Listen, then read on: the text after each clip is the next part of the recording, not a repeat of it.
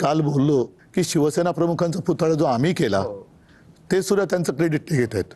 मग तुम्ही आलात कशाला जन्माला आणि कशासाठी बसलात राज्यावर?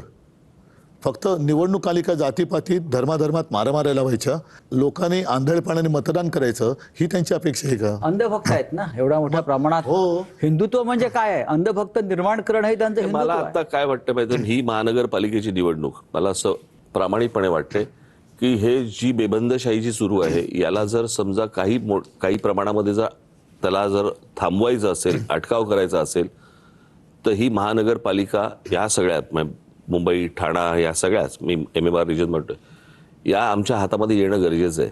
ह्या सत्तेसाठी बोलत नाहीये. या सगळ्या गोष्टींना अटकाव जर बसला नाही, उद्या जर ह्या तिन्ही जर समजा गोष्टी गेल्या तर म्हणजे तुम्ही नंतर कोणाकडे बघायचंच नाही. मग रावसाहेब तुमचा मुद्दा अत्यंत महत्त्वाचा आहे. आता ही सगळ्यात महत्वाची मराठी माणसासाठी सगळ्यात महत्वाची निवडणूक आहे. मी हे निवडणुकीसाठी बोलत नाही, निवडणुका लागायच्या अगोदरपासून बोलतोय आम्ही. 7 वर्षांनी या निवडणुका होत आहेत, जवळजवळ 7-8 वर्षांनी आपण प्रतीक्षा करत होतो निवडणुका व्हाव्यात. संजय पण ह्या निवडणुका सुद्धा सरळ मार्गाने होत नाहीयेत. नाही, एक मिनिट. हिंदीची सक्ती, एक मिनिट, यंत्रणांचा गैरवापर, हिंदीची सक्ती. हो. मी त्यावेळेला आठवतं ना, मी त्यावेळेला म्हटलं होतं की हिंदीची सक्ती नाहीये, हे चाचपडून बघतायत तुम्हाला की तुम्ही जागे आहात का झोपलेला आहात. ही हिंदीची सक्ती त्याच्यातनंच होतं ते सगळं, की हा महाराष्ट्रातला मराठी माणूस जागा आहे का? तुम्हाला काय दिसलं? नसेल जागा करून टाकू सक्ती. म्हणजे सगळ्या गोष्टी. तुम्हाला काय दिसलं? जागा आहे की झोपलाय? ती चाचपडणं सुरू होते. मला असं वाटतं जागा आहे, आणि तो नुसताच जागा नाही, त्रासला पण आहे आणि रागावलेला पण आहे. तो बोलत नाही याचा अर्थ असा नाहीये. मला असं वाटतं, माझी अपेक्षा आहे, देवीकडे प्रार्थना आहे की तो जागा राहावा आणि त्यांनी बदल घडवावा. जसं मगाशी माझा एक प्रश्न होता की 7 वर्षांनी निवडणुका होत आहेत, त्याही सरळ मार्गाने होत नाहीयेत. धमक्या, दहशत, मला पैशाने माणसं विकत घेणं. अरे माझं तेच म्हणणं ना, काय होणार? ते म्हणतायत की आम्ही विकास केला ना, तर मग तुम्हाला धमक्या का द्याव्या लागतायत?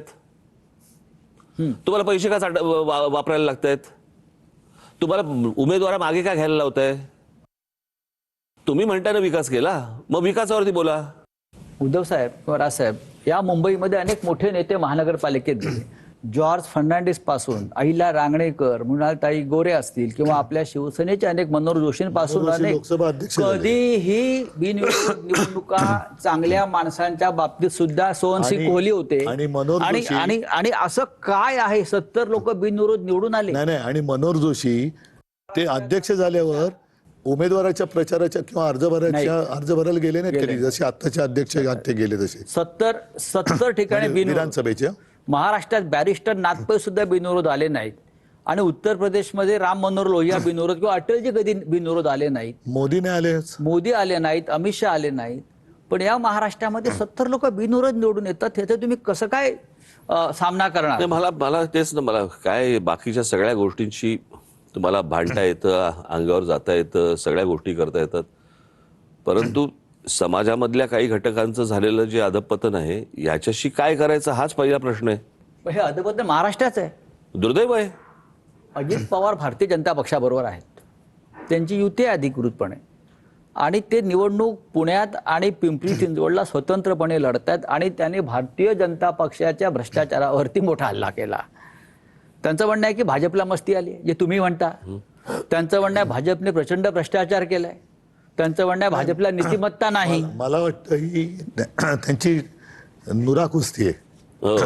म्हणजे विरोधी पक्षाला तुम्ही स्पेसच ठेवायची नाही, एकमेकावरती आरोप करायचे आणि निवडून आल्यावर एकत्रच व्हायचे. म्हणजे आता सुद्धा आम्ही एकत्र आलोय, आणि मिंदेला मुंबईत ठाण्यात मराठी मतं फोडण्यासाठी म्हणून ते वापरतायत. मिंदेचा वापर त्यासाठी करतायत, म्हणूनच त्याला शिवसेना आणि आमचं चिन्ह दिलंय. म्हणजे मराठी माणसामध्ये गोंधळ उडवायचा, त्याच्यात फूट पाडायची, मराठी माणसं फोडायची, हे मिंदेला दिलेलं काम आहे. पण ते काम तुम्ही एकत्र आल्यामुळे असफल झालेलं आहे. असफल झाले, आणि मराठी माणसांनी ते आणखीन केलं पाहिजे. काय त्यांनी सगळ्या योजना आखल्या, हे कधी होईल असं त्यांनी अपेक्षाच कधी केली नव्हती. कळलं का? त्याच्यावरती तो बंगला कोसळला ना त्यांचा. पण दुसरा एक फार गंभीर प्रश्न की ह्या निवडणुकीमध्ये कधी नव्हे तेवढ्या बंडखोऱ्या, मारामाऱ्या, खुनाखुनी, एबी फॉर्म पळवणं आणि गिळणं, इथपर्यंत नाही, आमच्याकडे आम्ही नाही चित्र झालं. पाहिलंय. या सगळ्या गोष्टीची कारणं अशी आहेत की काय वेळेत निवडणुका झाल्या असत्या ना हा. तर मला असं वाटतं हे चित्र तसं तेवढं दिसलं नसतं. हम्म. हे 7 वर्ष जे तुंबलं ना सगळं, तुंबले, हो. कळलं का? आणि ते आता होणार आता होणार आता होणार आता होणार आणि त्या सगळ्या ह्याच्यामध्ये जे काही दर सणासुदीला जे काही पैसे वाटत बसले होते हा. ते सगळ्यांचा उद्रेक झाला. म्हणजे बंडखोरीचा विक्रम झाला.